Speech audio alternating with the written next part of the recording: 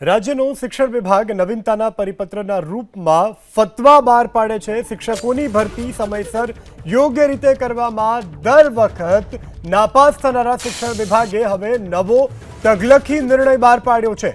એક તરફ જ્યાં શિક્ષિત યુવાનોને સરકારી નોકરી ન મળતા બેરોજગાર છે, તો બીજી તરફ નિવૃત્ત થયેલા શિક્ષકોને જરૂર પ્રમાણે ફરીથી નિમણૂક આપવાનો નિર્ણય જાહેર કરાયો છે। કાયમી ભરતી અને જ્ઞાન સહાયકની નિમણૂક બાદ જો જગ્યાઓ ખાલી રહેલી હોય તો નિવૃત્ત શિક્ષકોને વચગાળાની વ્યવસ્થા રૂપ માનદ વેતનથી કાર્યરત થવાની જાહેરાત કરવામાં આવી છે। અલગ અલગ નિયમો સાથે પરિપત્ર પણ જાહેર કરાયો છે। તો ખાલી રહેલી જે જગ્યાઓ છે ત્યાં નિવૃત્ત શિક્ષકોને મૂકવામાં આવશે। વિદ્યાર્થીઓના શિક્ષણ ઉપર અસર ન થાય તે માટે વૈકલ્પિક વ્યવસ્થા કરાયાનો દાવો છે।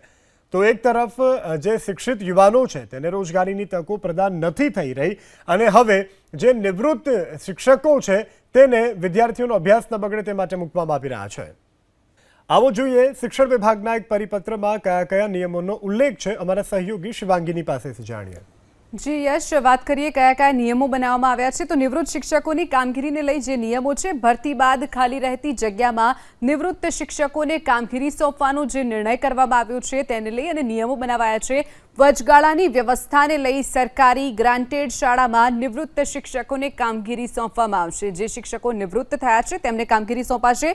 નિવૃત્ત શિક્ષકની ઉંમર 62 વર્ષ કે તેથી વધુ હોવી જોઈએ નહીં।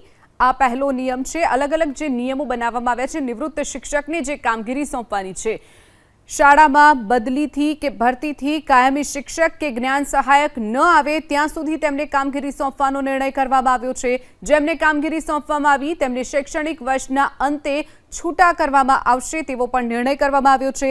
નિવૃત્ત શિક્ષકને જ્ઞાન સહાયક જેટલું માનદ વેતન આપવામાં આવશે તેવો પણ નિર્ણય કરવામાં આવ્યો છે। આજે નિયમો બનાવવામાં આવ્યા છે। નિવૃત્ત શિક્ષકને કોઈ વધારાના નાણાકીય કે સેવાકીય લાભ મળશે નહીં તેવો પણ આ નિયમમાં ઉલ્લેખ કરવામાં આવ્યો છે।